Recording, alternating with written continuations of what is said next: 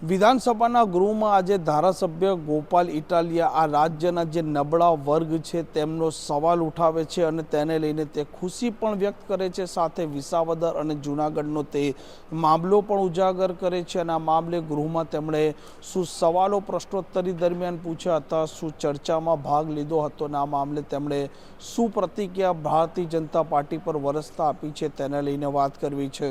વૈષ્ણવજન તો તેને કહીએ જે પીડ પરાઈ જાનાને રે।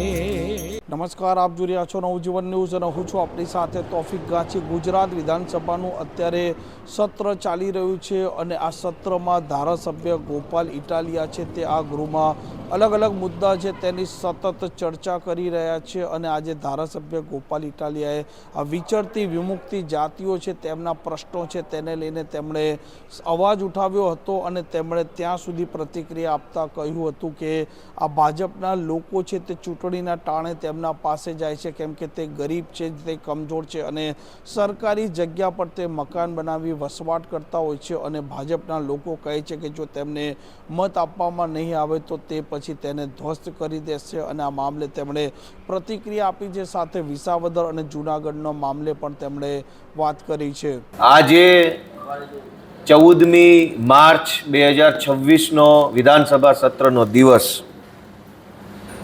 મારે આજે ખૂબ જ ખુશી સાથે જણાવવું છે કે આજે મેં વિધાનસભાના ગૃહની અંદર ઊભા થઈ સમાજના એવા વર્ગ માટે અવાજ ઉઠાવ્યો કે જેમની વાત ક્યારેય વિધાનસભા સુધી પહોંચી નથી।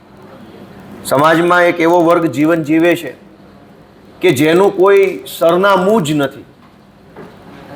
આ ભારત દેશ કે ગુજરાત રાજ્યની કોઈ પણ જગ્યાએ 1 ફૂટ જમીનના પણ જેવો માલિક નથી એવા વિચરતી અને વિમુક્ત જાતિના લોકો એટલે કે દેવી પૂજક સમાજ, વણજારા સમાજ, મદારી, રાવળ, નાથ, ચીકલીગર, આ એવા સમાજ છે ગુજરાતમાં રહેતા કે જેનું કોઈ સરનામું જ નથી અને સરકાર પોતે માને છે કે આ લોકો વિચરતી અને વિમુક્ત જાતિ છે કે જેઓ ભટકતું જીવન જીવે છે। મેં જોયું છે કે ગામડામાં જે લોકો પાસે પોતાના ઘરનું ઘર ન હોય એ લોકો મજબૂરીવશ લાચારીમાં ગામની આજુબાજુમાં આવેલી સરકારી જમીન ઉપર કાચું ઝૂંપડું કે કાચું મકાન બનાવીને રહેતા હોય છે અને પછી દર ચૂંટણી ટાણે ભાજપના માણસો કે અન્ય કોઈ પણ માથાભારે માણસો મત આપવા માટે થઈ એમને દબાણ કરે અને ધમકી મારે કે જો તમે ભાજપને મત નહીં આપો તો તમારું આ મકાન છે એ ગેરકાયદેસરનું છે, અમે તોડી નાખીશું।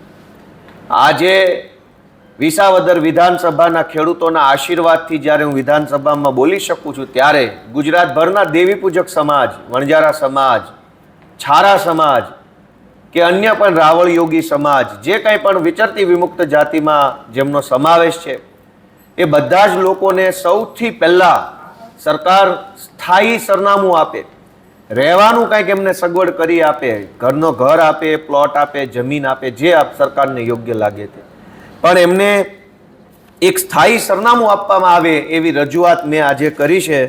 મને એ વાતની ખુશી છે કે આટલા વર્ષો પછી પહેલી વખત દેવી પૂજક સમાજ વિશેની વાત ગુજરાતની વિધાનસભાના રેકોર્ડ ઉપર આવી છે। નહીતર મત જોતા હોય તો કદાચ જાય દેવી પૂજકના આંગણે, પણ ક્યારેય દેવી પૂજકોની વાત અહીંયા વિધાનસભા સુધી કોઈ કરતું નથી। હું વિસાવદરના લોકોનો આભાર માનીશ કે એણે મને એ લાયક બનાવ્યો। ત્યારબાદ અમારા વિસાવદર મત વિસ્તારમાં આજે માંગણીની ચર્ચાઓ હતી અને આ માંગણીની ચર્ચામાં શિક્ષણ વિભાગની માંગણી મંત્રી સાહેબ લઈને આવ્યા હતા। એની અંદર મેં અમારા વિસાવદર તાલુકામાં ધોરણ 10 પછી વિજ્ઞાન પ્રવાહની સરકારી શાળા મંજૂર કરવામાં આવે એવી એક માંગણી શિક્ષણ મંત્રી સમક્ષ મેં રજૂ કરી છે। અને ત્યારબાદ એક બીજી વિશેષ ખુશીની બાબત એ પણ છે કે ગુજરાત એક ખેતી અને પશુપાલન આધારિત રાજ્ય છે। અહીંયા ખેતી પછી બીજા નંબરનો સૌથી મોટો વ્યવસાય પશુપાલન છે અને માલધારી સમાજ પશુપાલન સાથે વર્ષોથી જોડાયેલ છે પરંપરાગત રીતે। આજે તારાંકિત પ્રશ્ન 107થી ગુજરાતના મંત્રીશ્રીને મેં પૂછેલું કે માલધારી સમાજને વાડા ગામતળમાં કે સીમતળની અંદર વાડા આપવા બાબતે સરકારની શું વ્યવસ્થા યોજના છે એ બાબતનો મારો પ્રશ્ન હતો. એક બાજુ ગાયના નામે ભાજપના લોકો મત માંગે છે અને બીજી બાજુ ગાયોનું પાલન કરતા ગોપાલક એટલે કે માલધારી સમાજ ઉપર દમન કરવામાં આવે છે.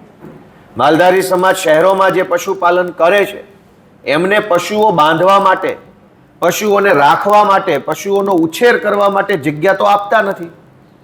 તો શહેરોમાં રહીને પશુપાલન કરવું કેમ? ઉલટાનું હવે તો એવો નિયમ લઈ આવ્યા છે કે શહેરોની અંદર પશુ રાખી જ નહીં શકાય. પહેલા એવું લાવ્યા હતા ભાજપવાળા કે લાયસન્સ લેવું પડશે. પછી એવું નક્કી કર્યું કે શહેરોમાં હવે કોઈ નો કેટલ ઝોન થઈ ગયો. એનો અર્થ એવો થઈ ગયો કે ગાયના નામે મત મળે અને સરકાર બને તો ભાજપને મજા આવે છે, પણ ગોપાલક ગાય રાખે, ગાયનું દૂધ ઉત્પાદન કરે અને પોતે આર્થિક રીતે સક્ષમ બને તો ભાજપને પોસાતું નથી. માલધારીઓને ગામતળ કે સીમતળમાં વાડા ફાળવવા બાબતે રાજકોટ અને જુનાગઢ જિલ્લાના માલધારીઓ વિશે મેં પ્રશ્ન પૂછ્યો હતો. અફસોસ સાથે કહેવું પડે કે સરકારે મને શૂન્ય જવાબ આપ્યો છે કે રાજકોટ અને જુનાગઢ જિલ્લામાં કોઈ પણ માલધારીને વાડો આપવામાં આવ્યો નથી. ઉદ્યોગપતિઓને આપવા માટે કરોડો એકર જમીન પાણીના ભાવે આપી દે છે. 1 રૂપિયા મીટરના ભાવે હજારો એકર જમીન ભાજપના મળતિયાઓને આપે છે.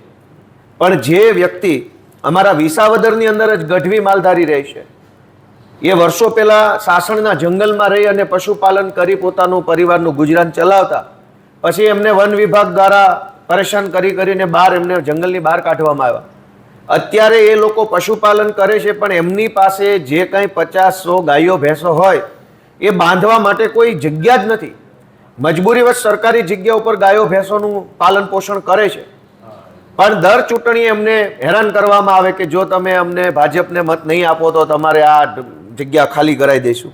એટલે મેં આજે અમારા વિસાવદર મત વિસ્તાર અને આખા ગુજરાતના માલધારી ભાઈઓ માટે થઈ એમને વાડા ફાળવવામાં આવે એ બાબતની સરકારમાં રજૂઆત કરેલ છે.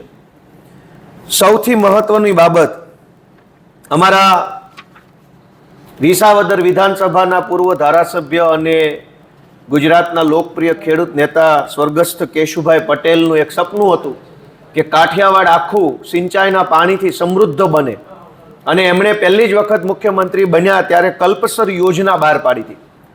દુર્ભાગ્ય એ છે કે કલ્પસર જેવી સારી યોજના બહાર પાડનાર કેશુભાઈ પટેલની સરકાર ષડયંત્ર, કાવતરા અને દગો કરી અને ભાજપવાળાએ છીનવી લીધી. અને જ્યારથી કેશુ બાપાની સરકાર ગઈ ત્યારથી આ કલ્પસર યોજના પણ લોચે પડી ગઈ છે. આજે 26 નંબરનો મારો તારાંકિત પ્રશ્ન હતો. સમયના અભાવે એની વિસ્તૃત ચર્ચા નથી થઈ ગૃહની અંદર, પરંતુ કલ્પસર યોજનામાં છેલ્લા 2 વર્ષમાં કેટલી ગ્રાન્ટ ફાળવવામાં આવી? તો સરકારે મને જવાબ આપ્યો છે 400 લાખ રૂપિયાની ગ્રાન્ટ ફાળવી. જે કલ્પસર યોજના બની જ નથી, હજુ તો કંઈ એમાં એની ઈંટે લાગી નથી, 1 તગારું રેતી પણ ગઈ નથી. 400 લાખ રૂપિયાનો ખર્ચો કલ્પસર યોજના પાછળ માત્ર છેલ્લા 2 વર્ષમાં કર્યો એવું મને લખીને આપ્યું છે. અને હજુ આ યોજનાનો ડીપીઆર બની રહ્યો છે. ડીપીઆર એટલે ડિટેલ પ્રોજેક્ટ રિપોર્ટ, કે આ કલ્પસર યોજના બનાવવી તો કેવી રીતે, કેમ, ક્યાં, કેમ બનાવવી, એનો હજુ સર્વે ચાલે છે. 25 વર્ષથી હજુ સર્વે ચાલે છે ને એક બાજુ સર્વે કર્યા પછી તે કરોડો રૂપિયાનો ખર્ચો થાય છે. એટલે કુલ મળીને એવું લાગે છે કે બોલવામાં શુરા અને કામ કરવામાં શૂન્ય એવી આ ભાજપની સરકાર રોજે રોજ વિધાનસભાના માધ્યમથી પોતાની નિષ્ફળતાઓના આંકડાઓ આ તારાંકિત પ્રશ્નના માધ્યમથી અમારા સુધી પહોંચી રહ્યા છે. ભાજપના માણસોને એક વિનંતી કરીએ છીએ કે થોડોક સમય બચ્યો છે, થાય એટલું કામ કરી લો, નહીંતર જનતા જાગૃત થઈ ચૂકી છે. વિસાવદરવાળી આખા ગુજરાતમાં થવાની તૈયારીમાં છે. આમ ધારાસભ્ય ગોપાલ ઇટાલિયા છે તે અલગ અલગ મુદ્દે આ ગૃહમાં મામલો ઉઠાવતા હોય છે, અને દેવી પૂજક સમાજ છે તેને પણ તે ગઈકાલે ગુજરાત વિધાનસભામાં લાવ્યા હતા. તેમને ગૃહની કામગીરી પણ બતાવી હતી અને આ મામલે તેમણે સંવાદ પણ કર્યો હતો. તોફિક ગાંચી, નવજીવન ન્યૂઝ, ગાંધીનગર.